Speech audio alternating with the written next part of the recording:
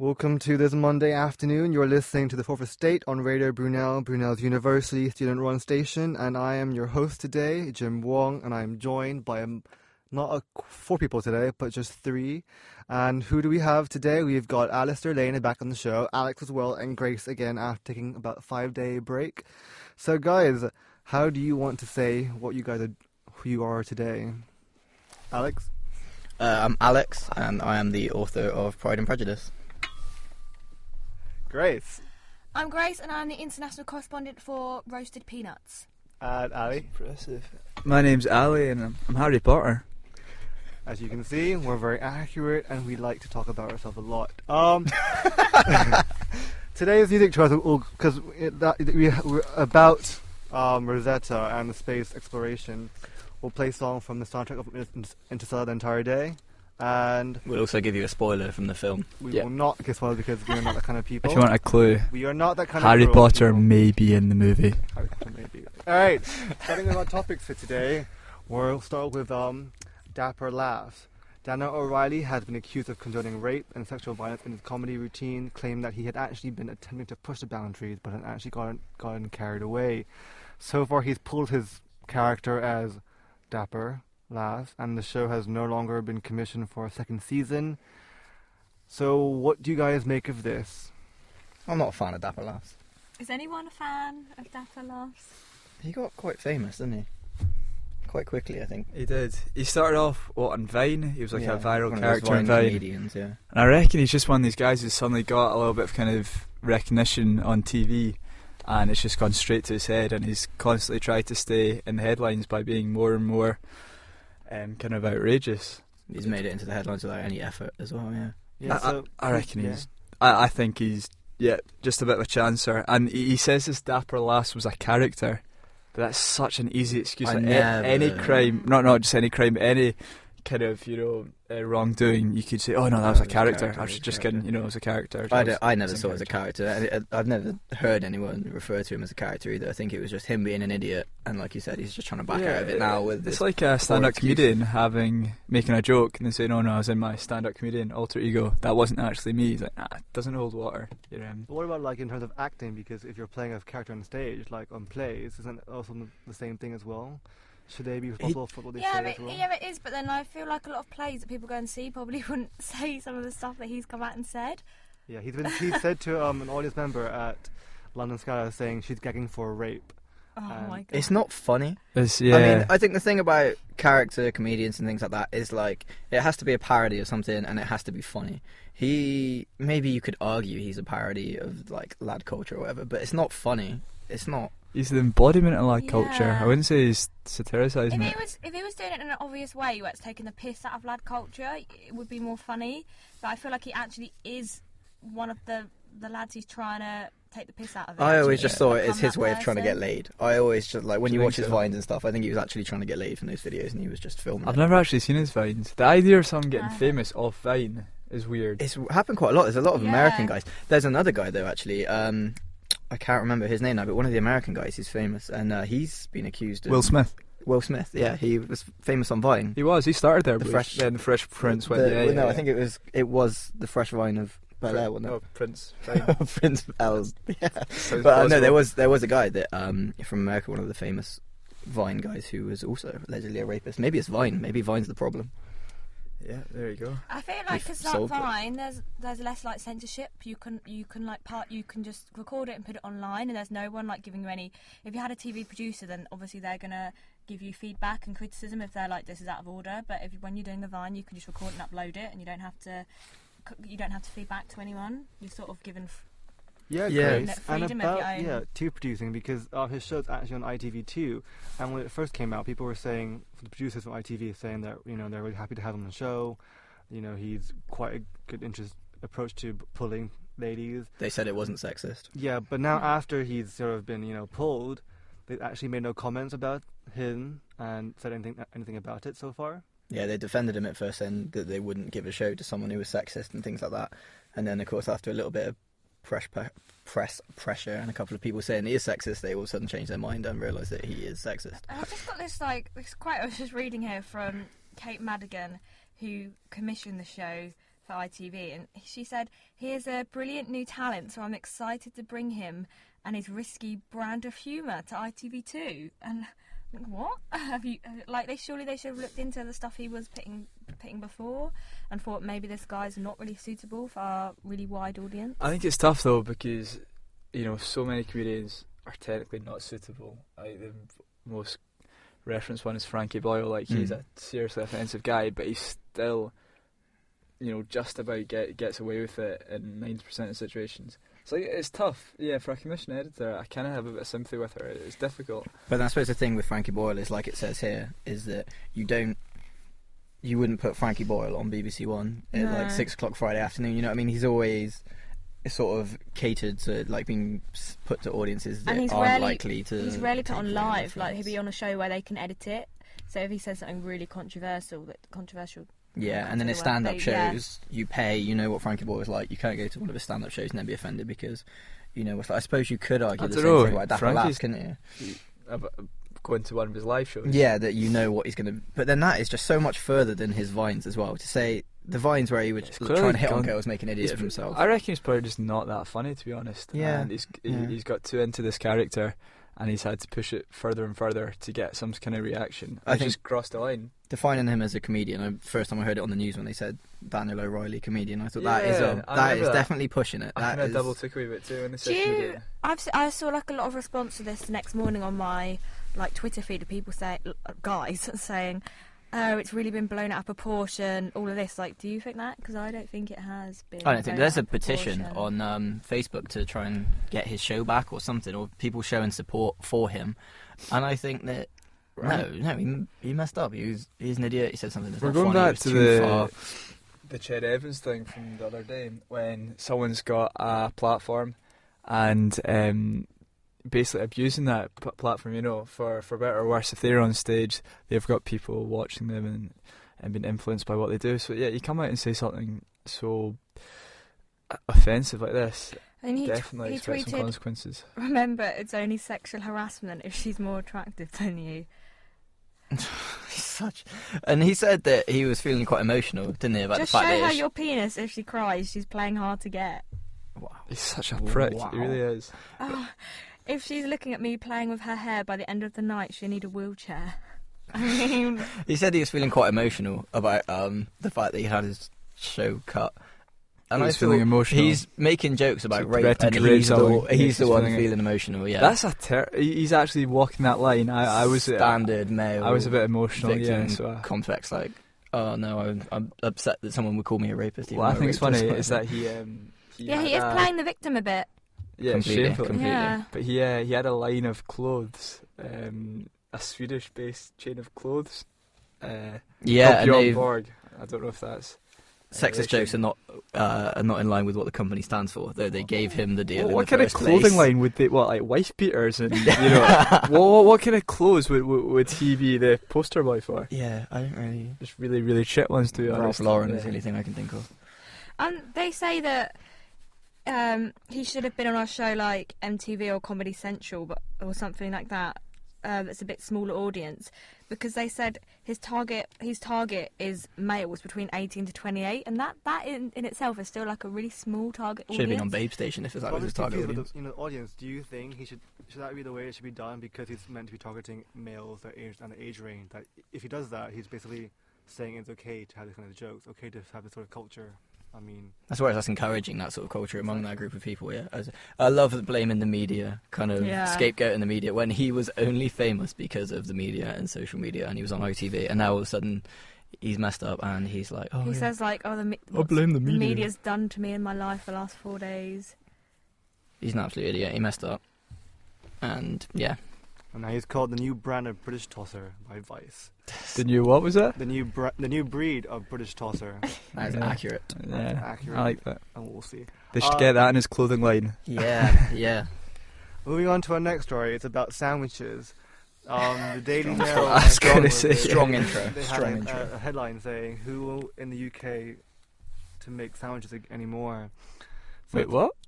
What was the headline, Grace? Do you know what the headline was? I don't know what the headline was, but people just, You had a lot of like parties jumping on the immigration bandwagon. Like, how can these people are having the jobs when it's a British company? British people don't want to make sandwiches, I believe, is the general gist of So it. the story is based in Northampton, where a sandwich company called Greencore had been accused of hiring staff from Hungary, about 300 staff, when they have unemployment rates about 7,800 people jobless in the town of Northampton.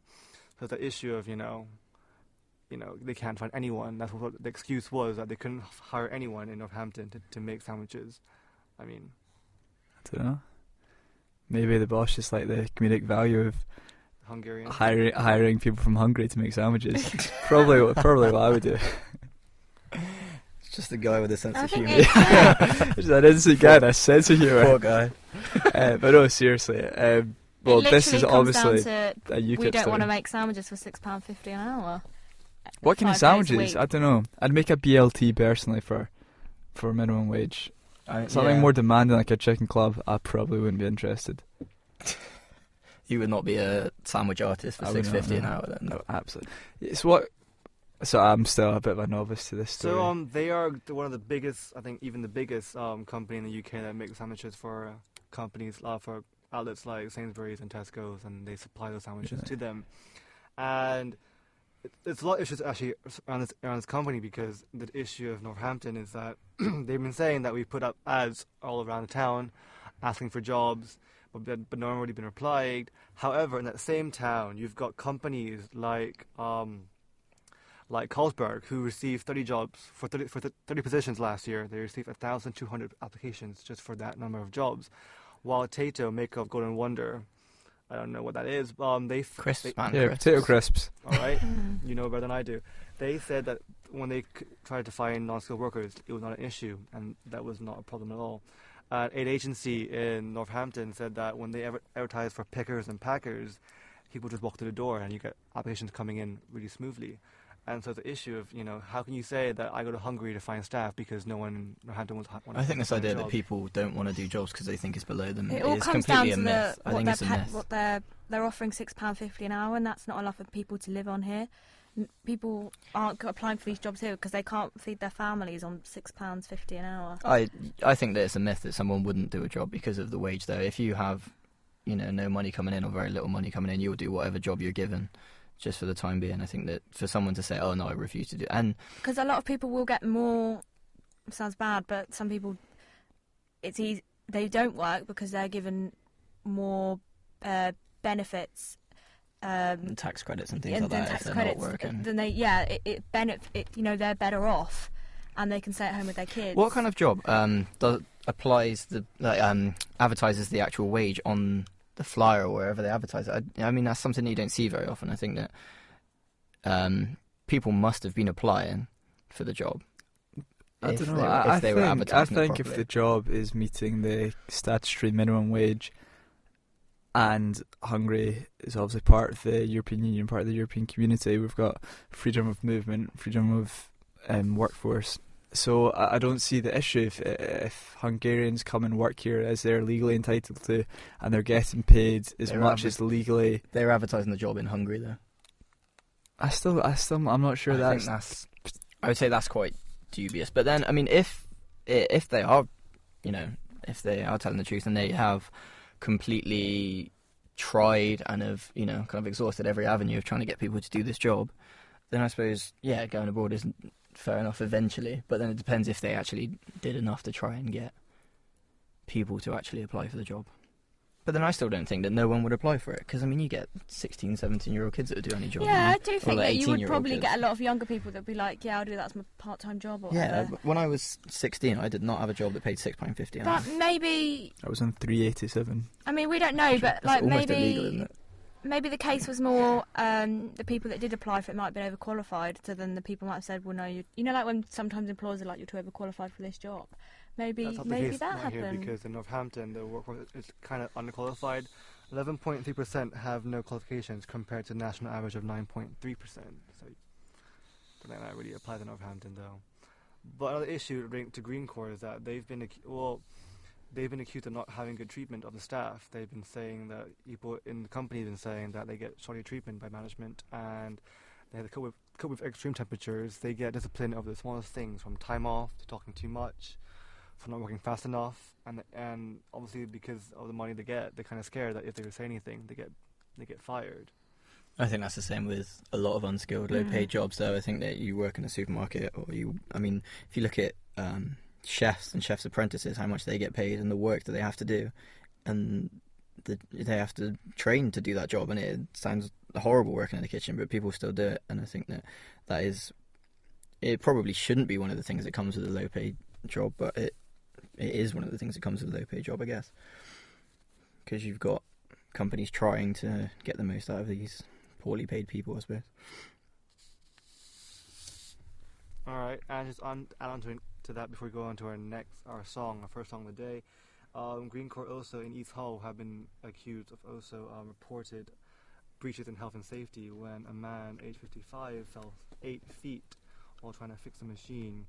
Apparently the ladder wasn't very suitable because it wasn't high enough, and the man was on 1 foot on the top platform of the ladder and 1 foot on the roof of the mixer, and apparently he was suffering from renal failure as well, so that's an issue of health and safety. So our first song is requested by Alex on our show. Before we move on to Interstellar soundtrack, this is D4NNY with Mission. Big tune.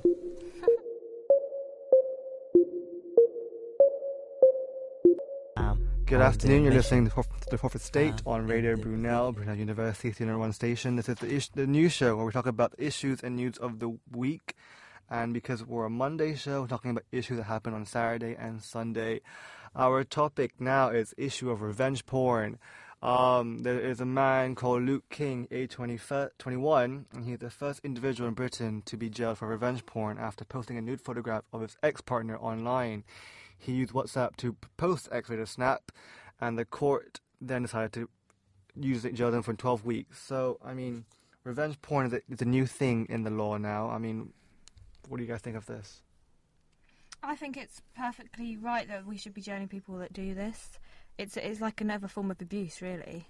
They haven't got the permission to put up that picture of them.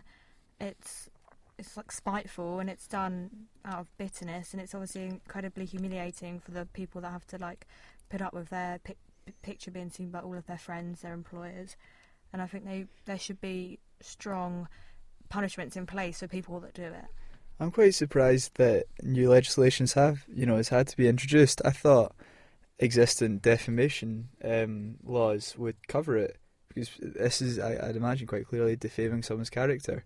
If you're putting up something explicit without their consent, I can't see why the courts would require new legislation to punish that. You would think that there would be something similar, in existence. I think because it's a fairly only within the last 10 years or so, you've had the internet and then Facebook and Twitter and all this, and more platforms to share this type of stuff and recording. It was a mainstream thing. A lot of celebrities have had videos put up of them. I think Talisa, that tends to be for money, though. I always imagine. Something. Well, recently, X Factor, one of the guys on X Factor, Barclay Beals, has been a picture of him about 1-year-old has been revealed on Snap online of him naked. That was shared initially on Snapchat. What, is a 1-year-old child? No, a 1-year-old picture.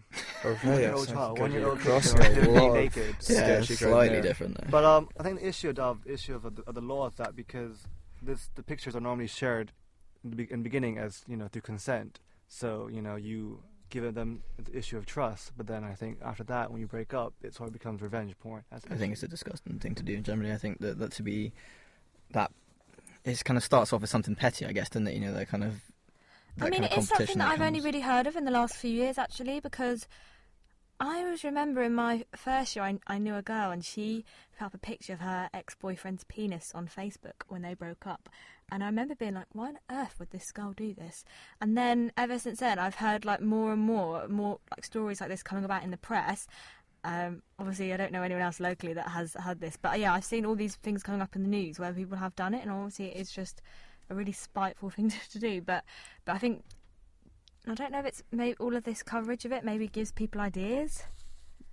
Well, I think it's something that you, even without the inspiration, that if you're gonna do it, you're gonna do it, aren't you? Regardless of if you've seen someone else do it or not. You're going back through your pictures on your phone or whatever, and you've had a bitter breakup and things like that. But it does make you wonder what they call it revenge porn, but what's it a revenge for? What could possibly warrant that? Better relationships, I guess. Yeah. I hope it doesn't precipitate a kind of backlash in other forms of abuse, because maybe, obviously I'm not condoning this revenge porn phenomena, but maybe that one release for the aggrieved party will have to be replaced by something else now. If they can't do that, do you know, you kind of see what I'm talking about, that they might take a different, more morbid angle of revenge. I think there's always a risk of over punishing and over stigmatizing something, so I personally don't think it needs its own individual law and all this press and all this media coverage. I think maybe that current law should have been reformed and people should be prosecuted accordingly. But I'm not sure introducing a brand new law is I think the it right definitely. idea. I think it definitely needs a prison sentence to come with it. Though it needs punishment to come with it, because I think there's something that. What's weird as well is that instead of people are putting up sex tapes and stuff, like they're in it as well. The person putting up the video is usually in it, and they don't mind having that embarrassment for themselves. But they're like, it just shows the extent they're willing to go to really hurt their ex-partner, that they're willing to put themselves up on this video. Yeah, it's quite violating, just taking away their right. You know, if you're doing it up, putting that without their consent, you're taking away their right to that privacy in that moment, which is obviously between two. I mean, everyone's had bitter breakups or ended on bad terms, but you would just, I would never ever dream of doing something like that. I just think it shows that you don't, you just have no respect for yourself or for your fellow person, that you would do that to someone. We're all going to have to enter into a relationship, signing some sort of contract. I will not leak your nudes onto Reddit. And obviously, like, it kind of links to the iCloud thing as well, because obviously a lot of celebrities had their pictures hacked, and obviously that wasn't revenge porn, but that was someone else that they didn't even know putting up naked pictures of them. I guess it's just a thing at the minute. It is sexual abuse, isn't it? Yeah, definitely. It's... And in just comparison to the UK, Ugandan pop star Desire Luzinda, she might be facing arrest because not of her doing revenge porn, but her ex-boyfriend has put up pictures of her nude on the internet. And the Ugandan State Minister for Ethics and Integrity, Simon Lokodo, has said he has asked the police to arrest her and that she should be locked up and isolated.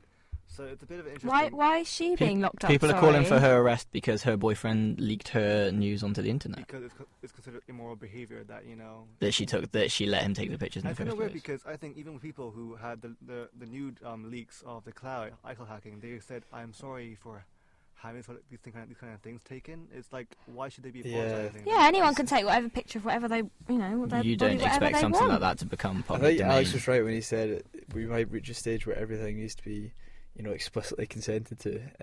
Prenups. But this, at the minute, I think this law, you don't need a consent, because that means even if they do it, they're still going to be punished for it. You don't, without having to given any permission or what. I guess the problem is before there was no real deterrent, like you said, that maybe there is some way you could take someone to court over this or sue them or whatever, but now that there is something that will put people in prison for doing it. It's a deterrent to put people off doing it. Because that's quite a big deterrent as well. 2 years in jail is a long time in jail, isn't it? And I think that it is right to try and... I guess that's the reason for it, is to stop people from even thinking about doing it, because, like you said, how bitter does a breakup have to be? What is the gain of doing that? Especially, like, they're embarrassing just themselves, humiliating someone else. Yeah, but no, this one, Bigman, this Luke King one was just an image of her. It wasn't. It wasn't a video of them together. It was just a picture of her, which is just trying to humiliate someone, isn't it? Which is. And I did read a story, and a woman said how it really had affected her life. I think I read a story, and her ex-boyfriend put up a picture, and her family, her friends saw it, and her employer saw. I think she might have been fired or something similar to that, and it really affected her character. She was really went down, and everyone lost their respect for her because she had taken these pictures, even though it was completely out of her control. And it's a private moment as well. That isn't. Yeah, you don't take that to be shared with everyone, do you? Yeah, but I guess that's the thing, is that. I don't know if I'm looking into it too much and from too morbid an angle, but revenge porn. The porn element of it, is it suggested that other people are meant to get gratification from it? Is that what is insinuated? I guess it depends where you upload it, I suppose, because you could upload it to a porn website, and then that definitely would be for that reason. But you upload it to Facebook, and that is just to humiliate someone in front of their friends and family. But I have heard of cases where I have uploaded pictures to a porn site, and these women have been receiving texts from men, and obviously like these very I can't think of the word, but these like very promiscuous texts, and she's been like, what is this about? And then finding out she was on this website that her ex-boyfriend had put her up on, and she didn't know anything about it, and that was purely for revenge, I guess. Cause suppose in porn there's a market for everything, isn't there? You can upload it. And moving on to somewhat lighter stuff. If you haven't seen the Sainsbury ad, 2014 for Christmas, it is. What is it actually, Grace, about? Because I think you've seen it more than I have. It's about the Christmas. What's the word for it when you have a truce? Christmas truce. Christmas truce. In the war, where the soldiers stopped fighting and they played football, sung carols, exchanged stories about their loved ones and gifts, and then come Boxing Day, the fighting began again. And I think Sainsbury's have just put like a little advert for this, just showing about it. Trying to get you to buy chocolate. That's the issue. Is it exploiting a moment of genuine humanity, as someone said on Twitter, to get us to buy more stuff? And it's the issue of taking a sensitive sort of time in history of World War One and using it for selling goods for Christmas. Yeah, I think it's exactly right, Jim. I think it's paving over the reality of what happened. This was a very isolated event in 1914, which was the first year of the war. And it's no coincidence that the subsequent 3 Christmases had no such camaraderie, because the war had taken such a kind of devastating turn in terms of casualties and severity. There was no kind of Christmas truces after that. So this, I don't know, it just kind of feels that this is paving over everything which is terrible about the situation, or at least the kind of the background to the situation it's depicting. I think it's I don't know, it's just cashing in on the 100th anniversary, the centenary of the war. I think it's probably come out just after Remembrance Day, and with the big poppy exhibition as well. Exactly. But the issue of arming, because I mean it was done in support with the Royal British Legion, and every 50p that when you buy a £1 bar from Sainsbury's, 50p will go to the RBL. I mean, I don't doubt it's for a good cause. Anything that raises money for any charity is good, but I think the issue was that it didn't really show the horrors. It just kind of made it very beautiful, like a really beautiful moment, but and they kind of glorified it. On the other side of that, it wouldn't sell anything if they spent 3 minutes showing really millions like of people chopped off legs. And the irony is that even this specific occurrence, the Christmas truce, they were killing each other again about 3 days later. People who played football together. I think and you don't see that in the other. That was my first thought when it ended, and he hands in the chocolate. I thought, well, he's going to kill that guy in a couple of days. Yeah, it's a bit morbid. I think obviously they're entitled to take a light view, a kind of more light-hearted view of something, because it is Christmas and they're trying to spread that festivity. But I think of all the things, they're trying to make more pleasant. I wouldn't pick a First World War trench scene. At least the Penguin isn't controversial, I suppose. Yeah. They just entered into this war, though, haven't they? At least they're upfront about it. At least John Lewis is saying, "Yeah, look, we're going to show you our Penguin for 2 minutes. Now you can go and buy it."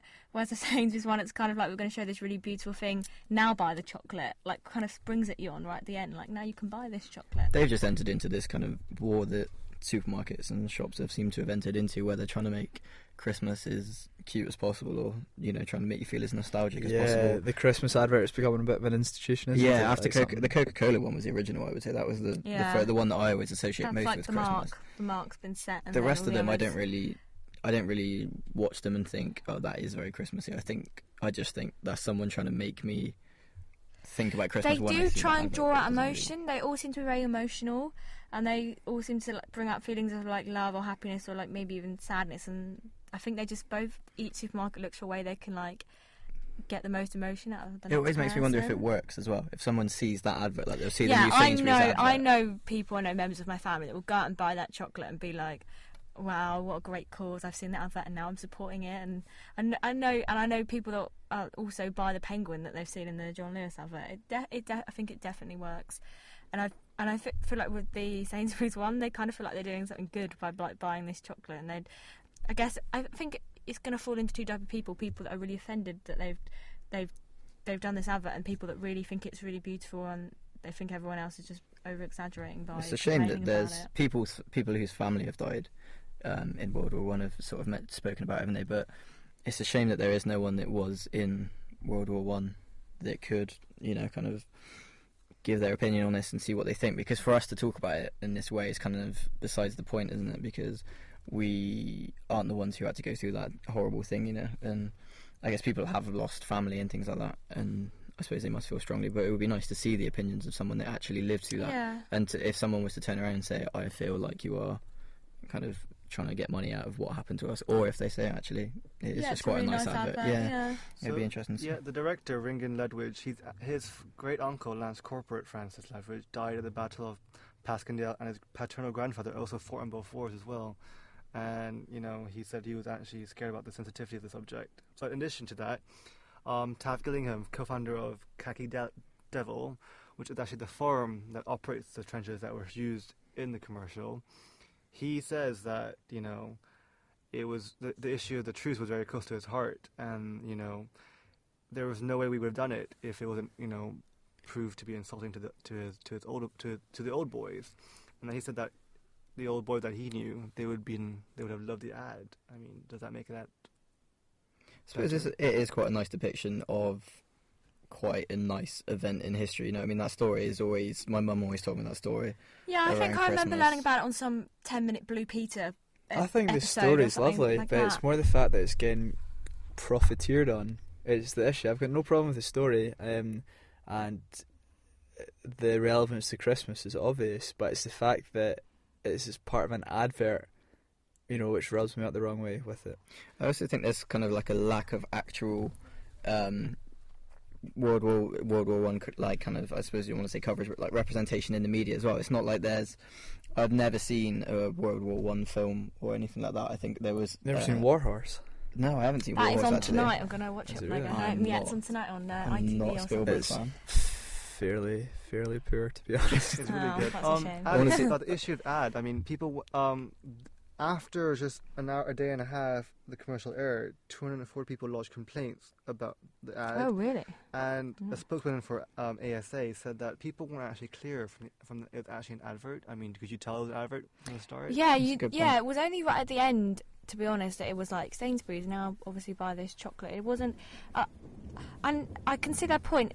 They're not trying to sell Sainsbury's the whole way through. Like they aren't advertising it the whole way through, and it is like a small thing at the end. They're not wearing Sainsbury's t-shirts while they're in the trenches. Yeah, but would that have been better? Collecting nectar points and stuff. Yeah, that would have been better to say. That would be much better. I'm wearing a Sainsbury t-shirt, wearing Sainsbury's. They should have done it in a Sainsbury's. I don't know. Then would that be, in the obviously same it would be context? better, be absurd, but there's something It would equally highlight the issue, annoying about the subtlety of the advert as well. Like it's trying to hide what it is. Exactly. Yeah, borderline subliminal, but annoying. Yeah.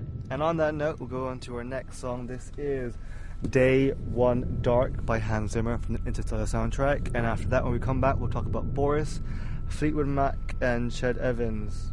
You are listening to The Fourth Estate on Radio Brunel.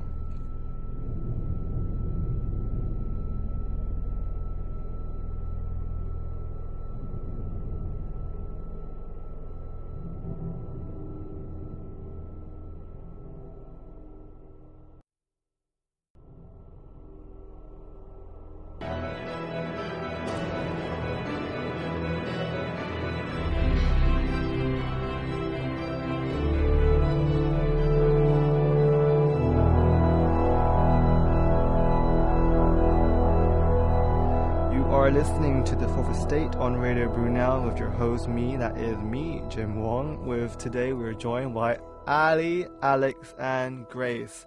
3 people today, not 4, not our usual 4. And today we talk about Boris Johnson.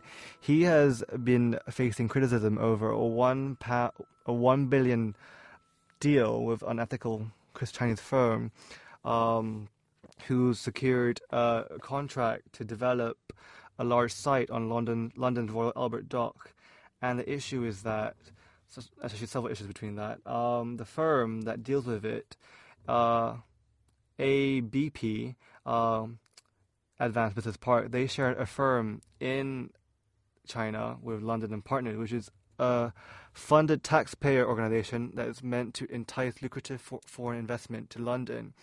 In addition to that, there have been donations from an Anglo-Chinese black businesswoman who is an advisor to ABP, and she's been donating money to the Tory party between 2010 and 2012, funneling about £162,000 in donations. But however, since the ABP has secured the contract, donations have ceased. So I'm asking now you three, what do you make of this story of Boris being accused of corruption? I mean, it's not quite surprising, Yeah, really. I thought, I always figured that dodgy Chinese business deals were one of the subjects that they studied in Eton. Ali, are you on Tinder? On Tinder, on the radio show, on Tinder. We do not promote or advertise Tinder on the show. I wasn't on Tinder, I was looking up the story. You're on my Tinder. So yeah, London. So Tinder. So I mean, the first things first is, with all this sort of connection, do you think Boris had a part to play with ABP securing his contract to develop a site on the Royal Albert Dock? I mean, I wouldn't say that. Well, I don't know enough about this actual story to say that Boris did or didn't do anything suspicious, but like I said, it's not exactly surprising, is it? I mean, the Conservatives are generally businessmen before they were politicians, or while they still are.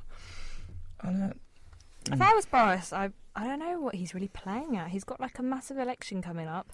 It's a funny thing for him to do right now, isn't it? Yeah. He's a smart guy. He'll be onto something. He'll be able to spin it out somehow. He's quite a cunning linguist, isn't he? Yes, extremely. Alright, and the firm, just to add on to it, they've been accused of human rights because one of the developments in Beijing, they had to demolish it, and the family whose home was demolished, they have been trying to secure compensation, but they've also been denied compensation just for losing their home. And it's just, apparently Boris Johnson said that the issue is that, one issue is this, that he said that the firm's human rights actions in China weren't really relevant to the process of the contract. Do you think they're meant to be relevant? Do you think they should consider this when discussing the contract with ABP? Well, yeah, totally. A human right, by definition, is an international phenomena. So yeah, you can't really just say, "Oh no, it's their patch." He has to take responsibility. Saying that, I think until the full evidence comes out, it'd be very, very difficult to, really have a properly strong opinion on this. But on this kind of topic, Apple, they have these big factories in China, and they have like appalling human rights records. So I reckon there's probably a mass of this going on in the West, and these powerful corporations and individuals basically abusing labour laws in China. I think the fact that this story didn't surprise any of us just shows something, really. Like, you just hear about it so much now, the corrupt politicians, and we're kind of all immune to it now. It doesn't have the shock factor it would have had. It really should, though. And it should, because this is someone that's going to run. This is someone that by this time next year will probably be our local MP here. I could potentially run this country. Yeah, potentially run this country, and this didn't even make me blink. Like, I was just like, oh, Boris, and that's bad. And I think that's why people are losing faith in politicians, and I think this is why young people aren't as involved in politics as they should be, because they just think, why? There's no one really worth supporting. I think it's also important to remember that the Chinese government are the first and foremost abusers of their citizens' human rights. So you can take from that what you will, but how many other business deals do we have with China that also kind of work with companies that exactly are doing things? I'd be exceptionally surprised if this is even a remotely isolated situation. I think in an ideal world we would kind of consider the ethics of a company before we work with them, but I don't suppose we live in an we need iPhones though, don't we? We do need iPhones, and I mean, I've got to wear Nikes obviously, so. Moving on to our next story, it's about a tiger in Paris who turns out to not actually be a tiger. It it not a tiger? I keep singing It's a bit weird. So Tiger in Paris. That's a brilliant name. You could make a movie about that. Woman saw a beast prowling near a park of a supermarket, and she called up the police, obviously, because she's like, there's a tiger around this area. But then it came to from a large man-eater, then to a 7 kg young tiger. And did this escape from the zoo in Paris? And then it turned out it could be now like it can now be a fat house cat. Oh. This happened in England about 3 years ago. There was something in Kent, wasn't there? Yeah, there was. It turned out just to be a fat cat. As in the story again. So, I mean, Easy obviously, mistake. you can't, blame her for saying, Yes, you can. It's a big cat. She's an idiot. Well, it could be. Well, do you think she said big cat? I don't know. And the police responder's a big It's David a Attenborough tiger. fan, and it's like, oh, big cat, yeah, clearly means a Siberian tiger. So, I mean, the issue I saw a picture and it did really look like a tiger. It looked kind of big, actually. Yeah, The picture looked it kind of had massive. stripes. Yeah. I didn't. Because it had a zoom I lens. just wonder why it took so long to find out that it was a cat. I know. And so at the height of the search, there was about 200 officers and animal welfare experts with along with a helicopter. Why didn't they just put out a plate of milk or something? I don't think cats are drawn to milk sometimes. Have you ever seen Tom and Jerry? Not tigers, but I don't think tigers are drawn to milk. Why don't they just bang out a gazelle in there? See what I was going to say, Where are you going to find a gazelle in Paris? in the zoo. in the zoo that came from. No, actually advocating cruelty to animals is sicko. What I would have done is I would have got a big gun and shot it. We do not condone animal cruelty. They should have got a bigger tiger. Exactly, yeah. I did read something earlier. I think Banksy retweeted it or something like that, and it was how like the population of tigers has really gone down within the last 10 years. Because they're all in Paris. How many we had, and how many we have now, and in so many years they will be extinct, which I thought was really sad. Yeah, it's terrible. Tigers are lovely. Yeah. They're my top 3 favourite big And cats. it just shows that we just do kind of ruin everything, don't we? Like the human race. That we ruined this story. I think someone should have released a tiger just so we aren't all massively disappointed by this. Exactly. I'm just sad now. Yeah, I don't really know, to be honest. There was speculation that it escaped from Disneyland, which I thought was fantastic. I just love like how people just jump on this kind of story and then they come up with all this Because speculation. it would be a stuff, good like- story if it yeah, was it'd be true. brilliant. If it was actually a tiger. So if you actually look at this story It's now, a morbidly obese cat. 200 police officers in a helicopter were looking for a cat, And they had their tranquilizer guns. like near a supermarket car park as well. If I was this cat, I would be like, whoa, why is This everyone cat's getting his 50 looking at minutes, me? Go on a goddamn Yeah. diet if I was this cat. This is just your Too much local wasabi. I really Tommy think we need going to for like a little stroll around the area. And I think we now really need the to next stop thing fat he shaming knows, cats. I think it's a really terrible thing to be doing. It is. To be comparing. Maybe it was a cats to cry for help from the cat because it was so fat. And it had to, I don't know. the cat called in itself. Yeah, exactly. maybe this was a cry for help. He was just thought he'd wander around Paris, hoping that someone would notice he looked like a tiger. It'd be hard not to notice. Was he dressed, was very fat. Was the cat dressed as a tiger? Was it wearing a tiger onesie? Dressed as a tiger. I don't think it was. Before we go into our next song, we'll talk about. Are we Fleetwood finished Mac. with this one? I mean, what we talk about it wasn't a tiger at all. It just wanted to be a cat. So Strong story. I don't really. Yeah. Great. What do you think, Jim? No one's Yeah, asked you no, what you cool. think. Why? What do you think Yeah, about I'd the cat like to that was know. actually a tiger that wasn't a tiger? It's a waste of money to have 200 officers on the ground looking for a tiger. But- Yeah, Wasted that is money. the But they didn't French, know it was a cat though. the French people's tax going to a good cause. I mean, we're having to pay their like bill in Europe because our economy's doing really well, and they're just doing rubbish, and they're spending 200. Yeah, what do they think they're you doing? know, with French? yeah. That's it. Sending 200 Alright. There people we to go. catch This a is where cat. Guest money in speaker Europe Nigel goes. Farage has just entered the room. Grace Oh, Farage. So yeah, Grace, back to you again about. Yeah. So and this is apparently Fleetwood Mac is back on tour, and tickets have sold out, right? Yeah, like there's a lot of. It's quite popular at the minute for like old bands to sort of come back together and make a fortune doing a tour. Like Take That did it. Other bands have done it recently. Led Zeppelin aren't doing it, unfortunately. Yeah, and then everyone just sort of jumps on these tickets. S Club 7, I think, are now doing it. You're kidding me. A tour that after was a their good tour. performance. my Did you see the goodness performance? me. Oh, I it love was S good. Club. Oh, Yeah, it so was now good. they're doing, I think, like a tour. I think they are. Oh, I'm getting tickets. I'm good. Yeah, so this is just quite And popular at the minute. McBusted was a big deal. Yeah, and that's another one. That's and a these massive just, deal. we all sort of seem to like McBusted. jump on McBusted. these. Did you not see this? Did those two join together? Yeah, they joined forces Where have you in been for the middle of last some year? It's clearly in the wrong Siamese circles. monstrosity of like early 2000s. And it worked pop rock. out. very They're well. still touring. You can still Very get well. tickets for them. That's Apparently exceptional. everyone there was like 18 at least. Yeah, I think there are some really young audience members as well that wouldn't have even like would have been like really young when the Busted songs were out. So they're getting new fans because of it. But yeah, it's just really popular. Bands doing this at the minute and making loads and loads of money. But I mean, it's just weird, like, because they were meant to be retired and now they're back, but for profit. So was S Club though. Like S Club 3. S Club should have stayed retired. Let's S be Club honest. 3 Let's actually be honest. came to Brunel 2 years ago. S and Club they- what? S Club 3, like my Joe, goodness Bradley and Paul. me. And That is not a thing. Did they call themselves S Club happened? 3? yeah, I think so. They performed at Students' Union Oh, no. Christmas 2 years ago. Fantastic That's like night. Diet Coke. What isn't happened to it? S Club Juniors? They were big as well. They Well, had a TV Frankie's show. now on the Saturdays, and she's dancing. Oh, was she in this? Yeah. Oh, yeah. Rochelle is She's also alright as well.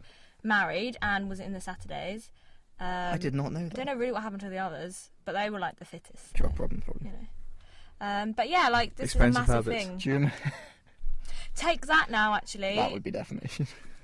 Take that doing another tour, but there's only 3 of them now because I think the other 2 have dropped out now. So Yeah.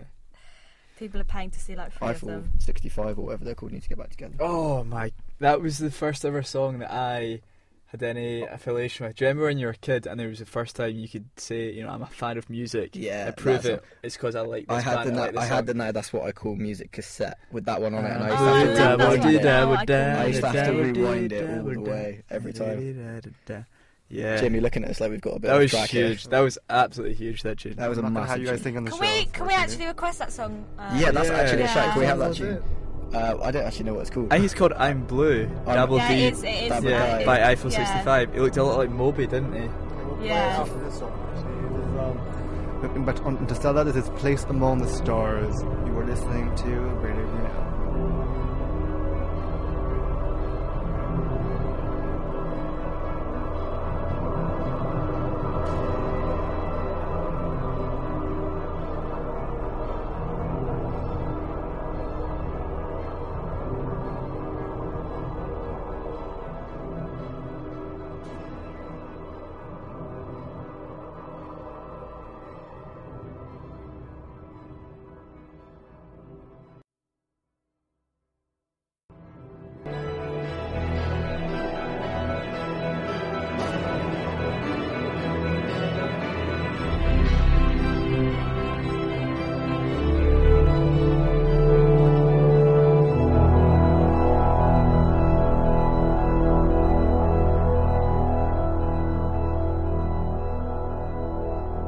You are listening to The Fourth Estate on Radio Brunel, the show that talks about the top issues and news of the week, things you should know, points you should focus on.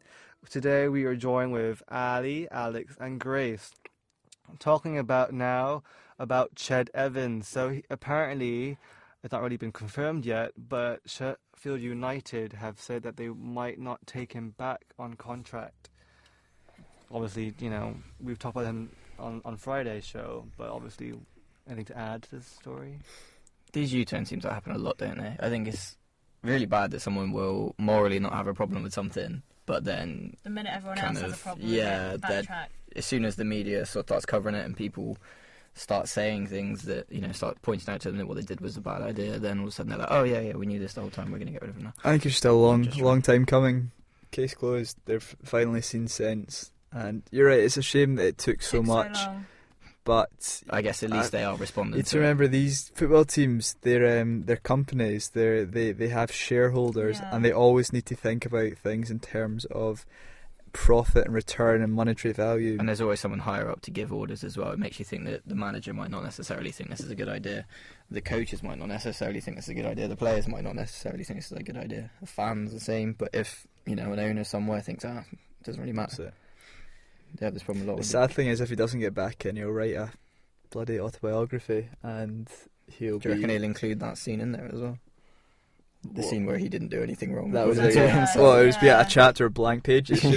yeah. This is what I did that night. I had my first whiskey of the evening and there's nothing for 20 pages. They have said that he should just try and go abroad, haven't they? They said he should just try and get a deal with another international club where people don't know him as much. And then obviously the club can still obviously make a bit of money out of it, but then they don't have to deal with him. They're not his problem.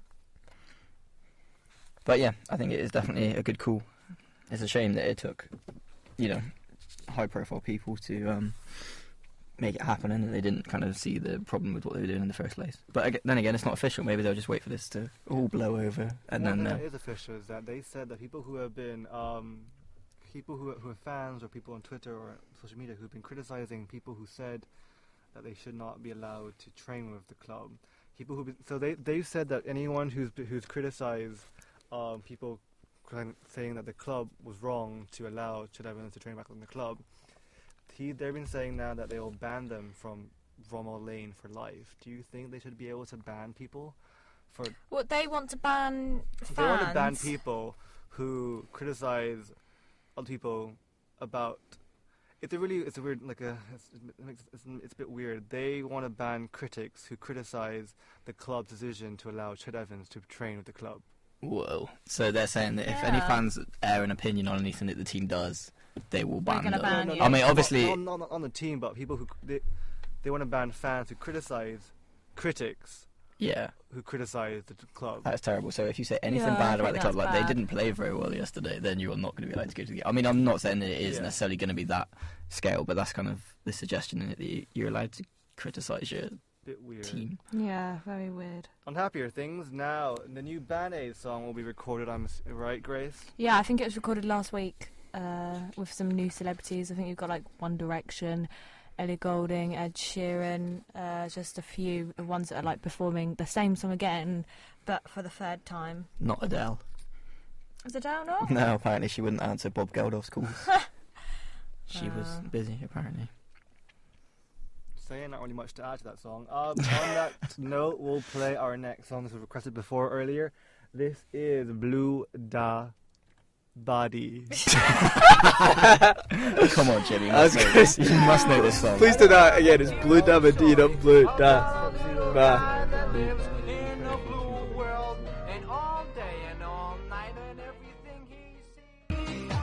Welcome back to Radio Brunel. You're listening to the Fourth Estate, and we're going to run up our last two stories of today. So starting off, we've got an Australian news anchor who's in a move to make people aware of sexism, which we should already be aware of. He said that he's been wearing the same suit for a year, and no one's actually said anything about it. Well, in comparison, his co-host, Lisa Wilkinson, has been receiving comments almost quite often about, who the hell is her stylist. So it's really horrible and really awful. And so that issue. And so Carl Stefanovic, an Australian news anchor of the morning show, and today, he said to do this. So guys, talk about this. Or different versions of the same suit. Because how did he clean that every night? Presumably he didn't drop his dinner on it every night. Was he? Yeah. Yeah, was he doing a Zuckerberg though and just bought loads of the same suit? Yeah. No, it was literally the same suit. Oh. It was a nice blue suit. It was clean. It was a 3-piece. No, I think it was a 2-piece, wasn't Where it? do you reckon you got it from? 2-piece. Two piece. Australian. I don't know. Primark? It does raise a point though. Because, Primark? Do they have that that in in Australia? I don't know. I think it was I think it was quite a nice little statement, to be honest. Simple, subtle, sophisticated. Yeah. I reckon he probably reached 8 months, inadvertently realised he'd been wearing the same suit every day and thought, I need to make this into a political stance. Maybe this was not a plan at all, and someone just said, look, you've been wearing that suit. Exceptionally lazy, yeah. You've been sleeping in that suit for 8 months. Can you please wash it? You stink. And he was like, some political kind of feminism. there are always things in magazines where, so like if Kate's seen out Princess Kate in like the same pair of shoes she wore 6 months before, there will like be a magazine being like, oh, Kate's worn these boots 4 times in this, and like I feel like women do get like if they do wear something a few times, the press will mainly press will pick up on it. Is that why the Queen never wears the same outfit twice? I don't think I've ever seen the Queen wear the same outfit twice. Like women are really on this. Crown or no crown, doesn't she? That is not the look that she goes for. No. Crown, no crown.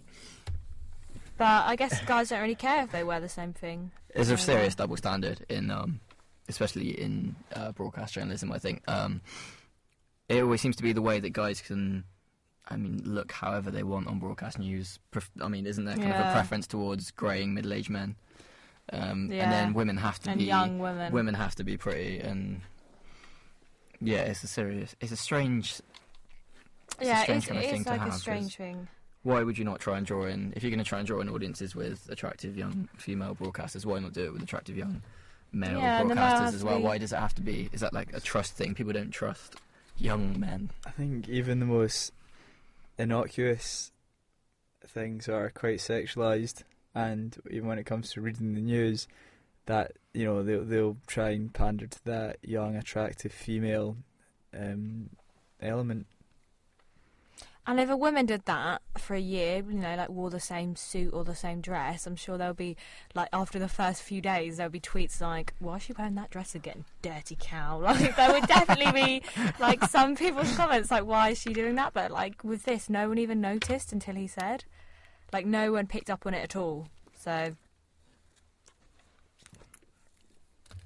yeah, the guy said on a statement that, when he's judged on his interviews, his sense of humour, which is apparently appalling, basically how he does his job, but women are judged on, what they're wearing and how their hair is. So it's nice to do, because it's not only happening in Australia, but also in Turkey, and because she was a Turkey presenter, was fired for wearing a shirt that people thought was unacceptable. Well, an American weather woman, meteorologist, received a letter from a viewer who complained that her attire was not for her, and that they should find something that was more snuggly. you would literally write back and be like, well, I'm here presenting the news and you're sat at home complaining about it, so who's really... Do you think you could do that quite easily, the same thing every day for a year? I couldn't. No. I reckon a suit would be the best option for it. Yeah. Yeah, For a it's probably guy, one of the yeah, better but things to wear. I couldn't do that. No. I just couldn't. Better than wearing your pyjamas every day for a year. Our last story is a bit ethical, but also quite scientific as well. So, DNA samples from a well-preserved mammoth I love this found stuff. in the snowy wastes of Siberia have raised the idea of cloning, because they have found fresh blood that was found within the muscle tissue. So people are saying we can now try and attempt to clone this mammoth, who apparently the body they found was about the size of an elephant, So should we be cloning animals that have been dead for several years, and should we be cloning them like a mammoth now? Well, basically, this is both the absolute coolest and most anticlimactic thing ever, because it is the first step towards realising Steven Spielberg's dream. Actually, who wrote the book Jurassic Park? I can't remember. Was that a book? I thought it was just the... It was a book. It was a Yeah, book. it Philistine. There was a book before it. I'm a big fan of Jurassic Park, the film, but... No, there was a book. But anyway, realising that kind of primordial dream to bring back the dinosaurs, genetically, of course. Do you want me to look this up? Please do. But also, I thought they'd be growing these great big hulking woolly mammoths, and they'd be eating tigers and that, but they won't be. They'll be quite small. They'll be about the size of an Indian elephant, and they won't be all that impressive, and they'll have very short lifespans, and they won't be able to reproduce and all these other things. So it probably would become a bit of a sad tale of... Yeah, and they also said that they'd have to obviously like implant the eggs into an elephant, and then they're like, oh, is it fair on the elephant to endure this really long pregnancy? Something might go wrong, and it might be damaging to the elephant. So should we really bother with it, or just let things be? They're gone. Should we just let that rest? Also, as Michael Crichton wrote in the book Jurassic Park, these and as Goldberg, what's his name? Goldblum. Jeff Goldblum. As Jeff Goldblum as the chaosologist. He was a chaosologist or something, wasn't he? Is that his job title? The chaos theory. He was a scientist. Everyone knows these things don't work out well. I reckon it'd be 3 or 4 weeks before they start marauding around Siberia, get into central Russia, invade Ukraine, then, or even worse, imagine Putin harnessed them as engines of war, and he invaded Eastern Europe with mammoths, genetically enhanced mammoths. I think that is the plot of Jurassic Park 4, actually, isn't it? Well, we're going to do half dinosaur, half human hybrids. No, they were. Actually, they drew up concepts and everything, but luckily someone realised that was the worst idea ever. The one person sitting at the table who wasn't high was just like, that's ridiculous. Someone finally called out Spielberg on some of his ideas and said that after the aliens in Indiana Jones, we're going to have to stop you there. Cloning's a weird one, isn't it? Like, it's so... it's so amazing, and it could be really amazing, and it's really scientific, and that we can do this. But then there's such an ethical no, we can't play God. We shouldn't be doing this, which is why it is banned. They should always be extending human endeavour, though, shouldn't they? I think the problem is that they said mammoths as well. I think if they went T-Rexes, Velociraptors, they would be walking around right now. There would have been thousands put in. There would have been billions put into this if they said T-Rexes, because everyone just wants to see a T-Rex, don't they? It's literally one of my life dreams. I still don't think that. I mean, if Jurassic Park was realistic and that is the way things are going to turn out, it is only a PG. That is one way to look at it. That's not that bad. Yeah. There wasn't much blood. So I think that, I think we need T-Rexes, not mammoths. Right, and on that topic, we'll end the show. But before that, South Korean Biotech Foundation said that they would charge us about $100,000 per clone. Wow. But unfortunately, how much? Sorry, 100,000. That's really per mammoth. That's No, cheaper. per clone, I think. I actually watched a program recently, and it was about people getting their dogs cloned because they do clones for this. Yeah, they loved their dogs so much, or they were really scared at the possibility of like their dog dying, and then they'd have another one. Wow. And I think it was like this TV show. The documentary was going to let one couple have their dog clone, and they'd pay for it because it was so much money. And people were really up for this. Like, yeah, I really want my dog cloned. That's cheaper than it's going to be to go into space. That is quite. Yeah. So many dogs that But need they to be would go to adopted. so many lengths because they love their dog so much, and they really wanted. They couldn't imagine life. Would when the it be dog's the dead. same dog though? That's the Yeah, it question. wouldn't have the same Biologically and experiences. genetically, it would exactly. Yeah. It is the time-old nature-nurture debate. Is an animal, a mammal, a product of its experiences, or is it genetically coded to be that? It could be like Pet Cemetery. It where would. comes It out would evil. be different, like That's personality. it wouldn't could be like that, I suppose.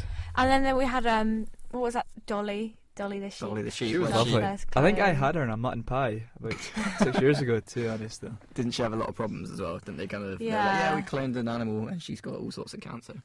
It Does was- she? They yeah, was, apparently yeah. it was. They were really Great claimed to eating that really. pie now.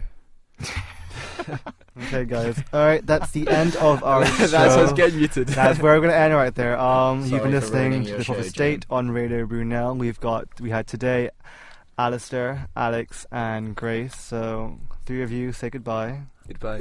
You're welcome. You're welcome. Yeah, okay. We'll be back on Friday with a live show. So do call in and do text in on that day from 4 p.m. to 6 p.m. Please call in. Yeah, please call in. That'd be great to Should have I your read out the opinion. number? The number is 01895 268 100. That's 01895 268 100. And the texting number is 07767 303 263. And the the call in, text. not. I'm only joking. And Call my, and text will be and my charged number via Saturday is. night. And my number is. And you do not give numbers on the show. Girls, find me on Tinder. We do not. Anyway, God. and the song before we go on to our next show, this is the main theme of Interstellar by Hans Zimmer. Thank you guys for listening in and have a good day.